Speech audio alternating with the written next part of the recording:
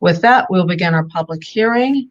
And our first speaker today will be Avik Kabessa, and he'll be followed by Bedavid Desai and then Victoria Oliveri. So Mr. Kabessa, please unmute your mic and begin.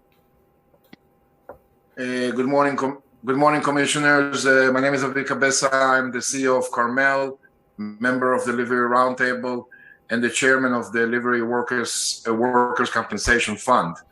I first want to say thank you very much to you, Commissioner Doe, that after so many years of us, Livery Roundtable and the Livery-Based Owner Association, pleading for that camera rule, antiquated, to be removed, finally you're taking this brave step of removing that mandatory requirement but keeping it optional. I heard some different views about, I submitted my testimony so you can read it, but in general, I heard some criticism to the step, and I want to say the following.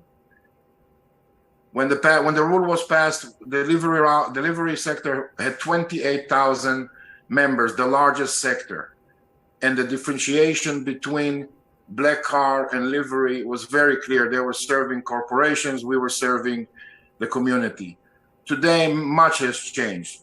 We are only 3,600 livery, and there's no crime because we have no cash. As the chairman of the fund, the Livery Fund, I can tell you that in the last 13 years, was formed in 2010, we had less than 10 cases that involved the crime, and none of them we use the camera to obtain the criminal, because those cameras are not really working. They are antiquated, and only 2 precincts can get the images. So I'm looking at 3,260.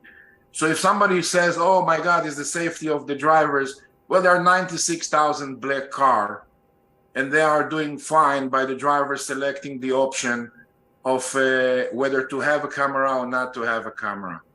So if anybody, first of all, that are not from our sector, cannot speak on our behalf, but here we are telling you, if anybody needs a camera, they can have a camera. This camera is useless, and therefore I really urge the commissioner. 30 seconds remaining. Yeah, I urge the commissioners to please vote in favor of this, because otherwise what's happened, a guy that owns a vehicle says, should I become a livery or should I become a black car? Oh my God, the livery I have to pay $1,100 for camera. It's useless. And then they become a black car. So if you really want to protect the livery driver, give them the option and don't force them to migrate to become a black car. Thank you, Commissioner Doe, for allowing this to happen, leveling the playing field, and I urge you to vote in favor.